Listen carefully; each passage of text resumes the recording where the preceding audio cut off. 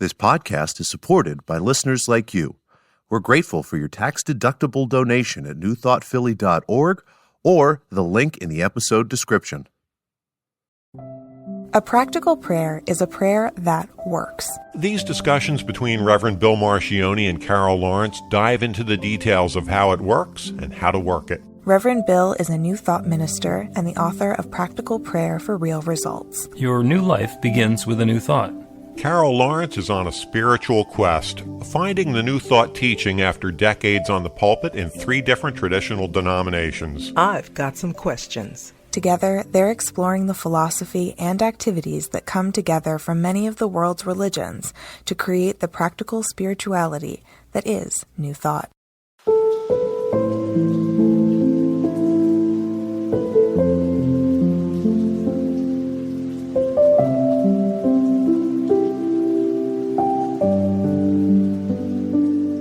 Welcome to the Practical Prayer Podcast. I'm Carol, here with Reverend Dr. Bill Marcioni. And I think we're starting a new season of the Practical Prayer Podcast. This is episode number 169, so it's possible that this is season 15, although I'm not counting correctly. That's a lot.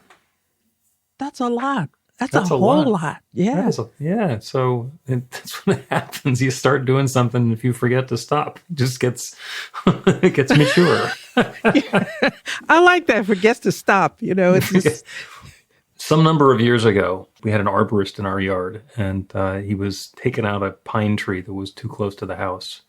And out in the edge of where the pine trees are, there's a little oak sapling. He said, "We'll take this out too." I said, "Just leave it." Well, I'm now hiring another arborist to come in and trim that sucker because it's twice the height of the house. See?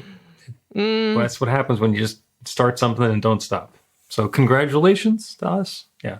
I think so. Spiritual, but not religious. Yeah. Yeah, that's what you wanted to talk about today. And yes, but you had a slightly different twist on it because SBNR is the shorthand, spiritual but not religious.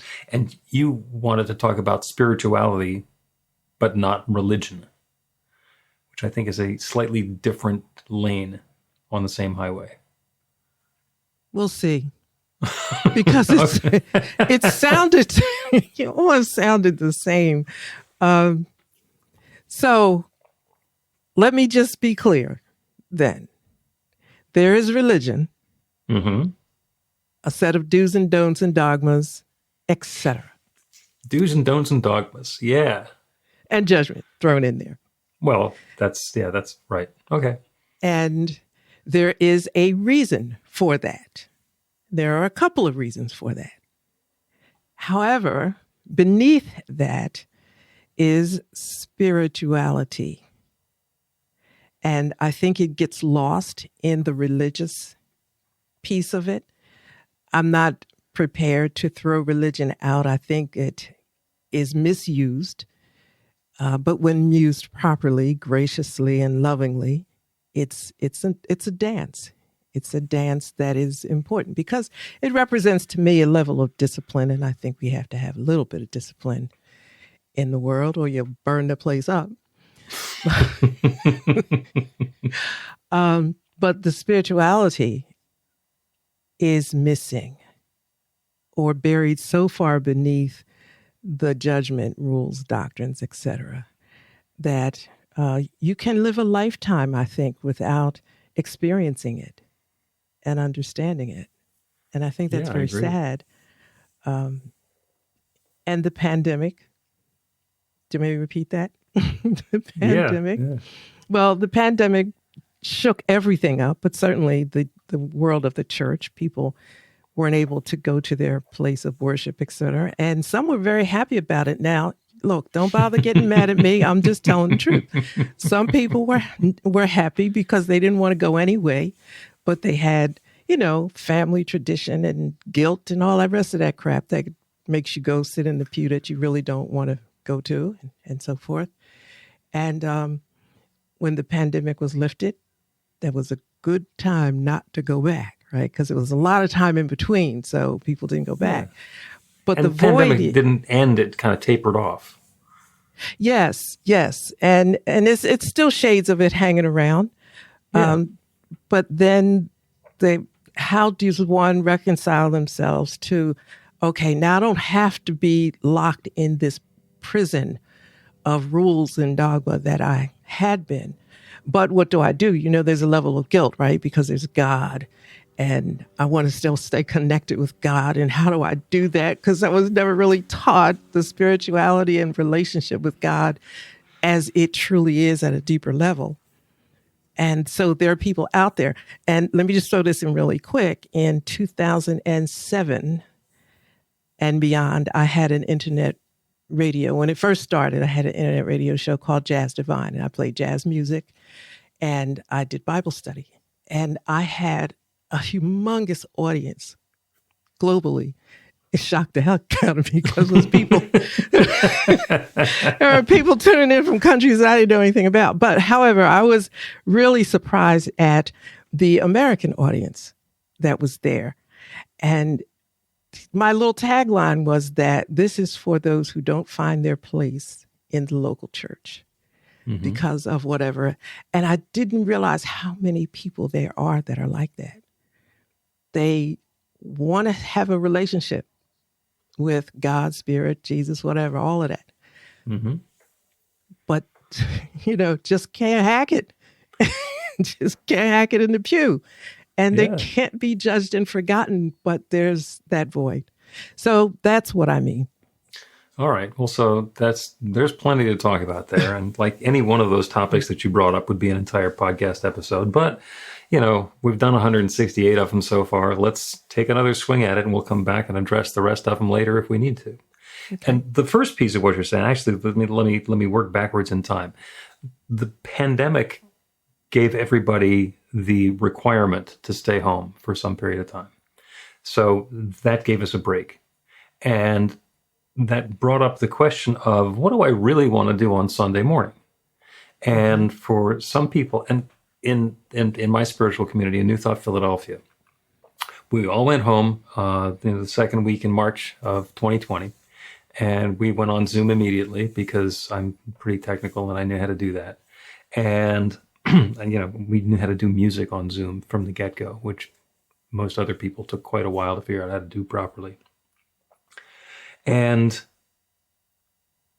when it was time to come back, the place that we had been meeting wasn't available anymore because we were renters. We did church in a box. And so we were looking around for where we're going to go and who's going to be there and how do we put all that together. Simultaneously, there was the challenge that the congregation grew because we were on Zoom. People didn't have to be in the neighborhood. We're in Philadelphia, so people are going to be driving in from the suburbs and maybe coming in from New Jersey, and every once in a while they're going to make a long trip in from Delaware. But when on Zoom, we wound up with members and participants in the Midwest and in Southern California and Arizona, and there's somebody who had moved to Portugal, started coming by again. And it's wonderful to see them, but they're not going to come in if we do this in person. And then there are the people who are local, who live around the corner from me. And they say, yeah, I like getting together, but I also like sitting on my couch on Sunday morning and being in my jammies and not having to get up and go do something. And it makes it a half a day as opposed to an hour and 15 minutes. So the lifestyle change happened there. And this is in a spiritual community that has no judgment. It's New Thought. We don't do judgment. You're going to be here? Great. You're going to sleep with that person? Okay. As long as you're not hurting anybody, then we're, completely supportive and, let you be you and celebrate the good in that. But even in that group, it's like we're trying to figure out who we are. How do we want to be together? And what's my spiritual path and what's going to be uplifting for me? So when we get the church part out of it, then the question turns into, what do I want to have? Do I want to be in community with people who I can have something in common with and I can share my spiritual path with? Do I want to do that solo and touch base with them as necessary? And what does church mean to me? And to my way of thinking, church is about spirituality, and it's about community, and it's about structure. And when we're going to be in a spiritual community together, then we can really focus on the spirit part. We can really focus on the community service and connecting together, the community part, or we can focus on the rules. And it's kind of like the three legs of a tripod. If we don't do rules, then there's some subtle agreements about how we're going to engage with each other and the things that we're going to do. I mean, Don Miguel Ruiz wrote the 4 agreements, and those are a really good start to have the 4 agreements about who am I going to be and who are we going to be with each other. But there's not somebody in charge saying you have to follow, don't take things personally. It can be much more supportive. Religion, and, to my way of thinking, every religion was started by some prophet, by some enlightened individual who got it. I mean, we're talking about Buddha, we're talking about Jesus, we're talking about Moses, we're talking about the enlightened ones who understood something at a deep, fundamental level. They saw truth, they experienced truth, and they embodied that truth in a way that the people around them went, whoa, this guy's got it going on. I want whatever he got, I want some of it. And they started following them around and saying, how do you do that? How do you be enlightened? And unfortunately, and this is my opinion, enlightened people are really good at being enlightened and not necessarily that good at teaching other people what to do. Because they're enlightened. They're aware of the infinite. They're aware of how connected we all are. And so they start talking about stuff, and it doesn't necessarily make sense to the people who are around them, but they try to make sense of it because they want to write it down, because they want to be like their prophet, their guy. And then the rules that they write down about how to be like whoever started this become the religion. And sometimes it helps, and sometimes it works, and sometimes it's misguided, and sometimes it gets old. Religion is trying to follow and emulate whoever started the religion, even though that person is no longer there. And when it works, it's wonderful because we can build community around it, and we can do spiritual practice around it, and we can let go of second guessing ourselves because we're doing what the big guy said to do. And we can follow that path even though it's not obvious to us. And other times, it doesn't work for us at all. And it's like, why am I doing this? Who says I can't? Who says I have to? And one of my practitioners says that the spirituality is a connection with the divine and religion is crowd control. And see, that's what I said something about discipline, didn't I? Yeah. And, and then the religion turns into a church, turns into an organization, turns into a business. There are people who are employed doing that, and it winds up having a whole structure. And it's very uncommon to go back and revisit the fundamental structure and say, is this really what we as a group, as a collective community want to be doing? Because we've been doing this for a long time, and people have the jobs, and we're keeping it going because that's how we keep our church going. That's how we keep our religion going. And at the pandemic, I'm coming back around. I'm looping back around here. The pandemic came along and gave everybody permission to pause, to say, wait a second, is that really working for me? As you put it, do they want to be sitting in this pew with these people on Sunday morning? Mm-hmm. Can I make a religious experience out of the Eagles game?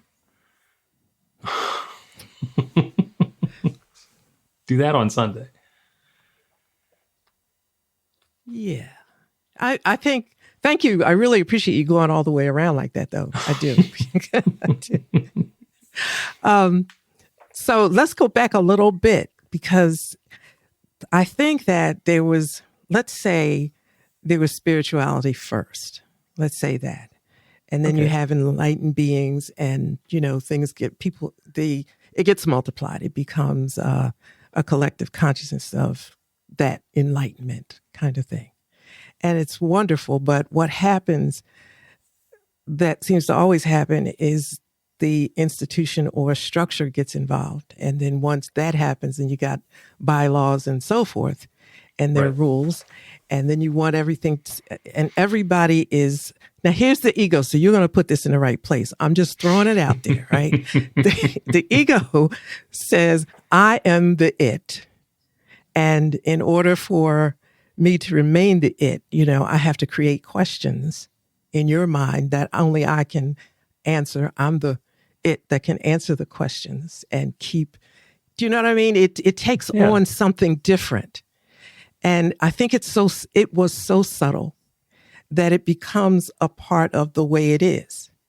So you can scarcely imagine a small community meeting comfortably and sharing and being taught and so forth, teaching one another.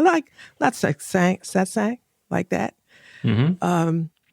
Because the thing now is not so much now, the mega church is really done, I think. I saw the end of that when it began.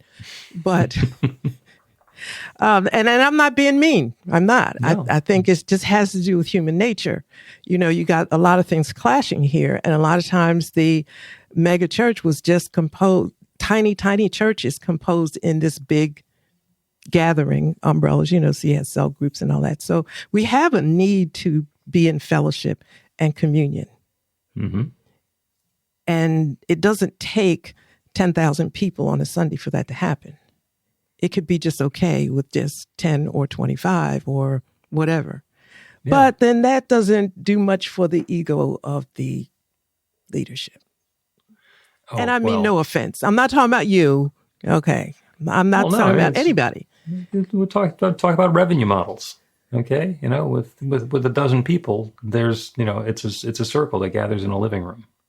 Yes. Or, in a relatively small space. And everything gets done by volunteers because there's probably not enough to support somebody working full time on behalf of the organization. And if they're going to do that, it's going to be the spiritual one who's leading them rather than they get tagged with all the administrative stuff. So you want it to be a little bit bigger so you can afford your own building, so that you can have some staff, so you can do a little bit of this, that you have enough money to repair the roof and the parking lots. And we want to do some community outreach, and we want to open up the fellowship hall, et cetera, et cetera. And you need more people to do that because that's where the abundance comes in, that there's going to be enough to go around to do all of the things that the community wants to do that none of the individuals on their own have the time to do. So there's a very good reason for building an organization to do that. And the church is building an organization based on the idea started by the prophet and passed down by the other people who have been in the organization for a while. And sometimes it's a great idea. And sometimes the idea is a little misguided. And at the core, it's people connecting with people in community, supporting each other. The important things before we started this, we were talking about weddings, and there's also funerals. And weddings are a lot of times church-based because we want to know that we're in a spiritual, emotional, mental, intellectual, family-connected kind of way. This is how life is unfolding, and there's christenings when a new baby comes into the group, and there are memorials and funerals when somebody leaves. And those are the ones where we want to have a spiritual context, and churches get to do that. And they're organized that way. And we were talking before about, the when the group gets together. And there's the person who's in charge, even if it's a small group. And you spend a whole bunch of time in charge. And I am absolutely certain, we've never talked about it, but I'm absolutely certain there was a time when sitting in some group meeting, somebody came up with something that was a problem, a quandary, a question, a dilemma. And they threw it out there to the group, and everybody kind of looked dumbfounded, like, oh, I've never considered this before. This is something that's challenging that I'd never even thought of as a challenge before. And then all the heads turned to you. And then you start saying something, and partway through you say, oh my gosh, I actually know something about this. I actually have a good answer for this. Because of the background that you had, because of the training that you had, because of the experience that you had. When these new situations come up and everybody's looking to you for leadership, you actually can provide it because you have been focused on that sort of thing. Now tell me whether that's happened. It's happened. There's a but. There is a but. Honestly, there is a but, because always want to hear what you think we should do. Like, let's get it out on the table. Because I'm very comfortable with being the leader. I'm extremely comfortable with that. I know how to do it, but I also know that I don't know everything. And I could screw this up. Even though I probably won't, and I don't think I will, right? For the most part. And I'm saying that as a joke, but seriously too, I am never going to let you down. If you have a need to feel confident in leadership, I will be that. That's who I am. But at the same time, I don't want the last word, because God speaks to you too. And if I talk, then you're not going to listen to the God in you, which could be, like saying the God in Carol needs to step back. You know what I mean? It's yeah. No, I completely understand. That's actually that's a separate part of the answer. But the first part of it is that all right, well, there's this question that's come up from the group and nobody has any idea. So, and I have a little bit of an idea, but I don't know if I'm right. But I do understand what we can do next to open up and let Spirit talk to us. And can I comment on that? Yeah. I went to one church with my little, attitude about how we are collectively needing to think. And somebody pulled me aside and said, "You don't have good leadership skills." And I thought, why? Because they wanted me to tell them what to do. I can do that, but that leaves you out and others out that would like to be a part. You know what I mean? It's how are you going to grow? I don't need another little me. I'm cool with me, but I don't want to duplicate. Right. I've actually had exactly the opposite experience, which was real informative. I've gotten myself into situations in business where I have no management role. I am not part of the leadership team. I am an employee doing a job. And the technique is called leading from behind. So nobody needs to call me a leader. Nobody needs to call me a manager. Nobody needs to say Bill's in charge. But by understanding what's possible and what the team is capable of, it is certainly possible for me to do exactly what the group was looking to you to do without being designated. So both happen. And I completely understand. I think that you show great leadership skills by letting the group decide. I've left the room a couple of times. I've left the room and refused. And they got outside and said, "Well, I hope they think about this." You know what sheep are without a shepherd? What? Sheep. They're still sheep. The shepherd is not there to make them any more sheep. Yeah. The shepherd is there to help keep them safe and help them choose the path around the pasture and the mountain. And so you don't fall into the river and drown. But without the shepherd, they're still sheep. They can still do all of their sheeping stuff. And the same thing that you're talking about, you can never find a shepherd when you need one.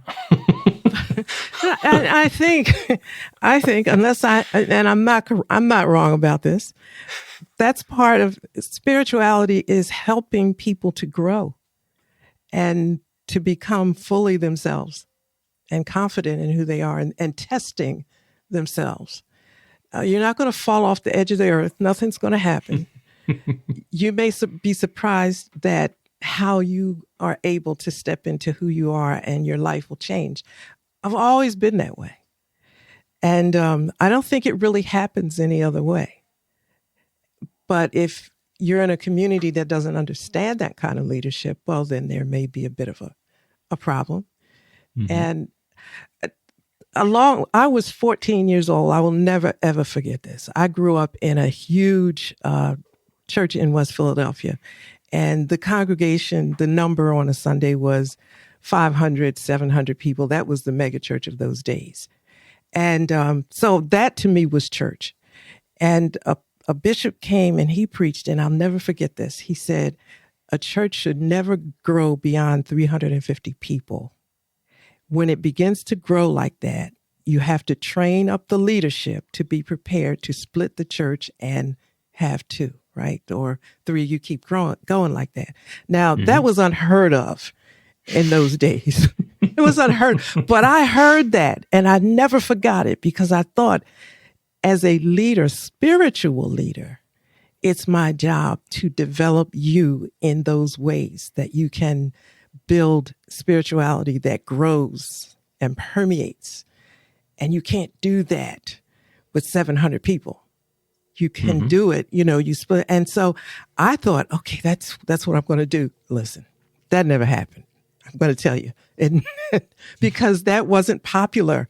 People don't, when they see 300, they want to see 400. You say 400, let's go 500. And it gets big. And then that's why, where does religion overtakes and overshadows spirituality? Yep. I study a lot, and the principles are in the Bible, but they're like bullet points underneath things. And that's how it gets lost. It becomes religion, and spirituality that we so desperately need is lost, hidden, not lost, hidden. Yep. And then when you bring it forth, you're a weirdo. All right. Sorry. That's my rant for today. And I will have a rant. We're actually going to take a break, and then I will continue with the rant. But the point I'll make before that is that we are all spiritual beings, and we're having a human experience. And where the two of those touch is our awareness of whether or not we're spiritual beings. And sometimes religion helps, and sometimes it doesn't. But we got more to talk about after the break. Learn to put practical prayer to work in your life. The steps are simple to learn and let you begin to get real results to create the life of your dreams immediately. Reverend Bill Marcione's widely acclaimed book, Practical Prayer for Real Results, gives you a clear summary of the new thought principles behind practical prayer and the series of easy-to-understand steps found in the most effective prayers from religions and spiritual practices all over the world and throughout history. Practical prayer is not a replacement for your religion or practice. It's a technique to make the work you do in consciousness even more effective. The book includes 40 prayers on various topics that you can adapt as needed and use as your own. Practical Prayer for Real Results is available in paperback, Kindle, and audiobook on Amazon or at b-the-light.com. That's b-the-light.com.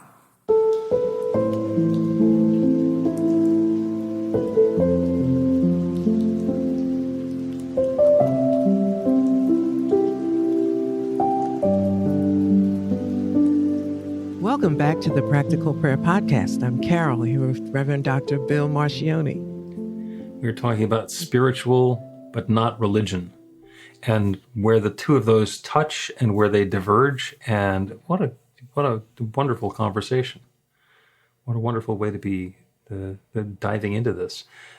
Because I love going back to creation stories. And every religion was created, as we were talking before, by a prophet. And everything in the universe was created by one creative power, one source, one whatever. And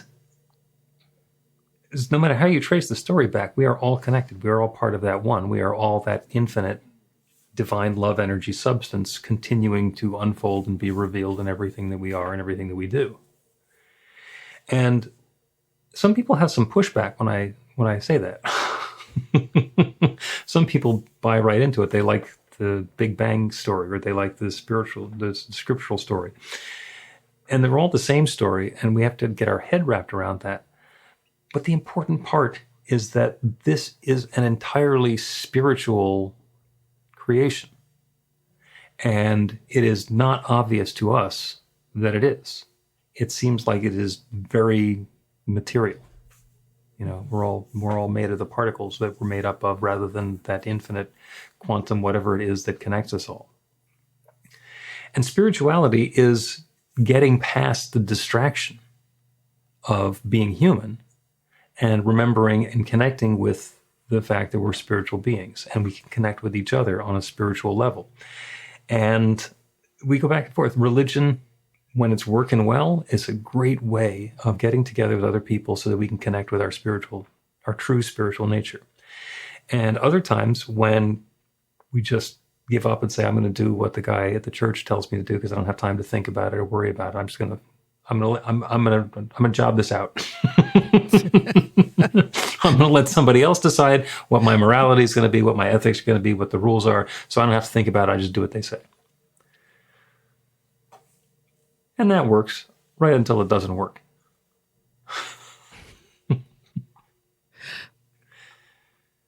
It's destined not to work. Right? Well, I think so. Yeah. Yeah. Like I was born in the church. Okay, so I was. But I'm also corporate grown. My father was a businessman, mother and all that.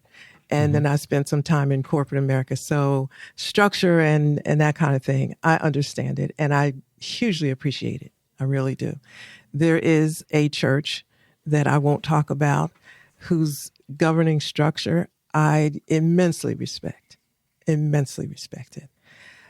Because it's just great.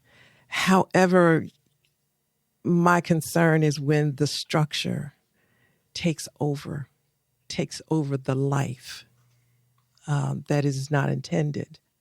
Mm-hmm. And people are not a structure. We're not a government structure. We can function within it, but that's not who we are.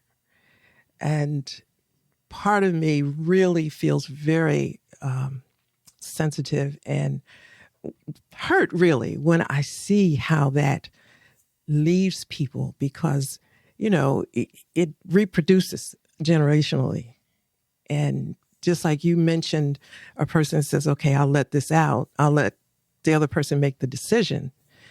Then you teach that mindset to your kids.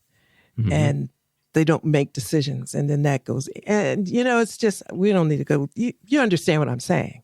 I understand exactly what you're saying. And I'm sure there was nobody at the beginning of the Catholic Church who said, hey, let's have priests who are pedophiles.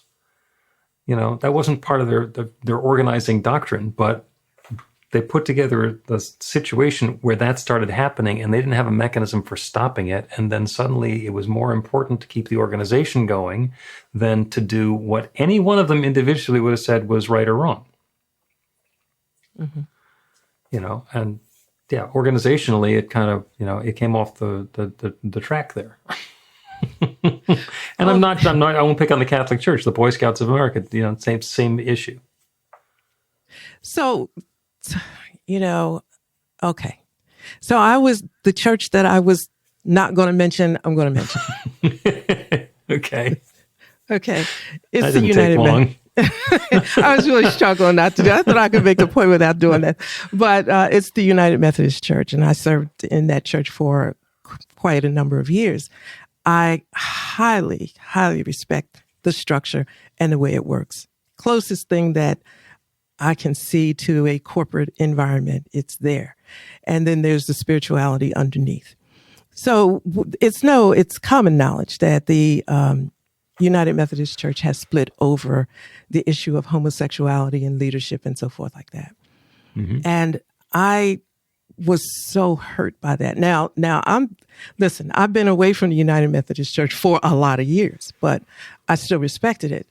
And the hurtful part to me is that the big argument is over the institutional stuff. How are we going to handle the money, the property, the theology, and all of those mega headline things on the agenda? What about the basic fundamental issue of being in community and respecting others' choices and recognizing God in each other? What about that? And people are just totally, run over because that little piece of what is important in our humanity is not considered. And so a whole institution splits, a marvelous institution splits, and maybe they become two marvelous institutions. Who knows? But do you know what I mean? It's like you're rail. So is it okay to come to this church and not this church? What? What the heck is wrong with you? Know what I mean?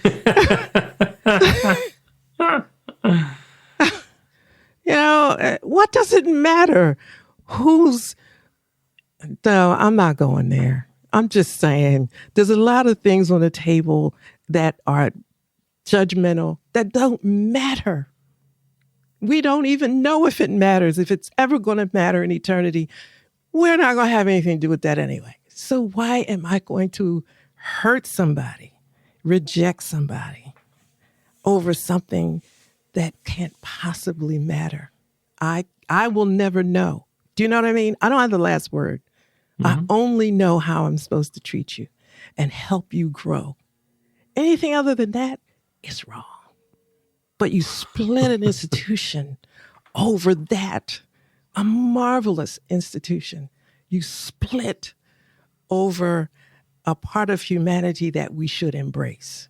That's the spirituality that I'm talking about. Bring it down to the fundamental question. Do you want to be right or do you want to be happy? And some people can't let go of being right. How can I be in a thing where this sort of thing would happen? Whenever a problem comes up, when you run away from the problem, then the problem stays there. The problem comes up and you run towards the problem and you embrace the problem, then new solutions, new channels, new avenues, new possibilities start opening up. And I'm not going to come up with the answer for the United Methodist Church. And there are lots of other organizations that have run into the same sorts of challenges and issues and difficulties. And, Ralph Waldo Emerson, who was like the philosophical founder of the New Thought movement, was a Unitarian minister. And he got thrown out. Actually kind of threw himself out and then burned the bridge with the last talk that he was allowed to give at Harvard Divinity School. He did an address there, and he's not coming back because it got to the point where he couldn't go along with something that had been part of the theology forever and ever and ever, and he had to make his own choice. So, was he out there? Was he different? Did he get ostracized? Probably. I mean, a lot of times we forget that because he wound up being Ralph Waldo Emerson. But, we're all at every point along the way making our choice. And if you're in an organization that's splitting, you got to decide because, it's going in two different directions and you're not going to be welcome in both. Yeah, that's the reality. I understand that. I probably make the goofy mistake of saying, but you know what? This is not what it was meant to be. And completely agree with that. Look at the damage that's being done to another person. I love the way my husband sums it up, who is a United Methodist pastor. He says, just stand back and look at it. He said, it's their own kids they're fighting because, who else is it? This is a new generation and you're fighting against a new generation. They're your kids. What's wrong with you? So I thought that was so good. That's wonderful. So he's undoubtedly very popular with one of the sides. Yeah, well, they split, and he had to make his choice, and he made his choice for I call it liberalism. He made his choice because to us it's choosing for God. It's choosing God's way. Mm-hmm. And whatever. So to me, that's where spirituality and religion face each other, and never the twain shall meet sometime, I think. Just sometimes. Yeah. Well, we're going to take another break, and then when we come back, we're going to do a prayer, because that's what we always do at the end of a podcast episode. And the prayer is going to be one of those multi-purpose, jack-of-all-trade prayers on what would love do. Yes.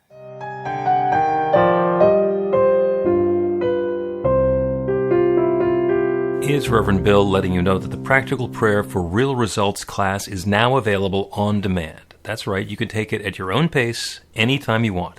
All of the information is at bethelight.com. That's b-the-light.com. You know where to find that stuff.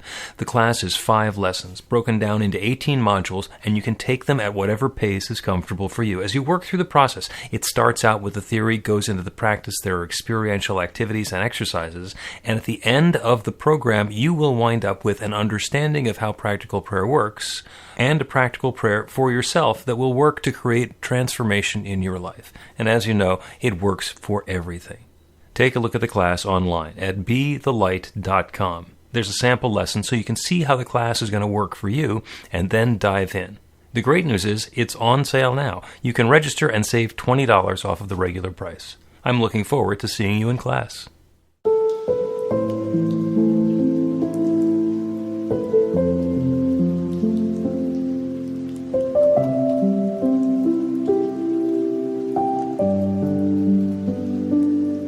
Welcome back to the Practical Prayer Podcast. I'm Carol, here with Reverend Dr. Bill Marcioni. Spiritual and not religious. So we are talking about the fine line between religion and spirituality. I sometimes describe it as using the metaphor of Arthur Murray dance lessons. You go to the Arthur Murray studio and they have the footprints on the floor, and you can learn to do the cha-cha by stepping onto the 1 and then the 2 and then the 3 and then the 4 and then the 5 and etc. And you move your feet that way, and that's how you do the dance. And it's a great learning tool. And there are other people who just go in and feel the music and get their own groove on, and they're just dancing. And the worst part about religion is like, here's the footsteps. This is how you're going to do the dance. And the worst part is people who will say, can you turn down the music because I'm trying to count here. It's like they have missed the point. And so there's a benefit to both of them. It's wonderful to have steps and a dance that you can do that you understand, because you can dance with other people. And we can get together and we're connecting, and we've got the music, and we've got the fact that we're going to be doing a waltz or a foxtrot or whichever dance we're going to be doing. And we all know what to expect and what our part is. And there's mutual understanding there.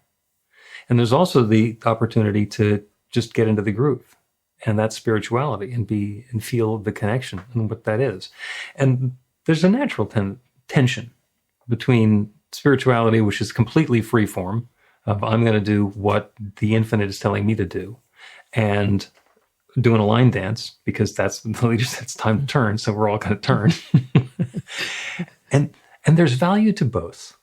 And when we lose sight and we say, I've got to be doing what the dance leader says to do instead of following our heart, then we're missing a point. And we're missing out on deepening into our own awareness of our spiritual nature. So we're going to do a prayer now. And this is a wonderful prayer that lets us dive into a question. What would love do? Because as we say, there is only love. And started with a prayer. In the beginning, there was darkness and void and God. Or in the beginning, there was the singularity and the Big Bang began expanding. And everything comes from that one. Everything is that one creative source, that one infinite intelligence, that one divine presence sharing itself. That sharing of self, that level of creative expression is love itself. So this entire universe is an expression of love, of givingness, of okayness. The universe says yes. Let there be light. Yes, there is light. Let there be yes, and yes, and yes. And we are each participating in that process. So regardless of what the circumstance is that we are addressing, when we turn our awareness to that infinite creative power, that one divine presence that shares itself as everything, and recognize that that divine power and presence is not just available to us, it's not just in us, it is us, everything that we are. From center to circumference, everything, and everything in the world around us is that divine love unfolding. So when there's a choice, when there's a possibility, when we get to decide which is going to be the path that we're going to take, we can open ourselves up to that infinite intelligence that knows everything and say, what would love do? I am that love right here and right now. And as love, what is the next perfect step for me? What would love do now? And listen for the answer. Allow the infinite to tell us what that next step is. And then bring that into meditation and contemplation and say, is this who I am? Is this the part that's right for me? Is there anything more to be known? What would love do now? What am I now as love unfolding? And the infinite responds. The infinite will suggest to us what that next perfect step is. The infinite is sharing itself as us and makes known the path that's the most appropriate and uplifting and helpful for us to take. The wonderful thing is there's nothing that stands in the way of this. We can experience doubt, we can experience negativity, we can experience all of the human emotions. And once we let go of that, we release our attachment to thinking things ought to be the way that we said they ought to be. We let go of our attachment to being right and open to what's possible, what's new, what's next. And ask, what would love do as me in this situation? The clarity forms. Clarity. Unambiguous clarity on what that next perfect step is. And it's happening for each of us. As we engage in the process, that clarity makes itself known. That guidance is at hand, that wisdom is revealed. Those steps are made known, and we take them, bringing something new and wonderful and joyous into the world in partnership with the infinite. That's what's happening for each of us in our own way. I'm so grateful for it. I'm grateful for the way that it's happening. I'm grateful for the goodness unfolding. And I'm so grateful to be able to speak this word of invitation, of opening, and to release it into that creative law that creates everything. And to know it is now creating this in a unique and different way for each of us. It is happening. It's happening now. And so I let it be. And so it is.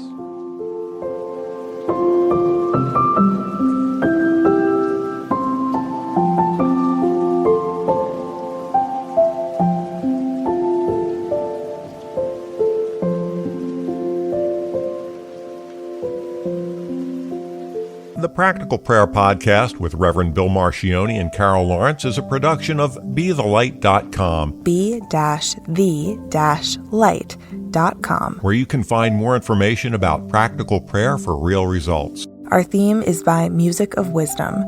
You can learn about the spiritual community of New Thought Philadelphia with daily guided meditations, Weekly celebrations of spirit, and Reverend Bill's classes in practical spirituality at newthoughtphilly.org.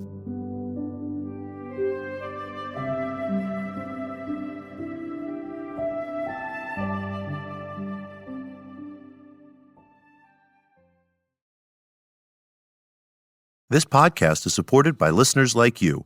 We're grateful for your tax-deductible donation at newthoughtphilly.org or the link in the episode description.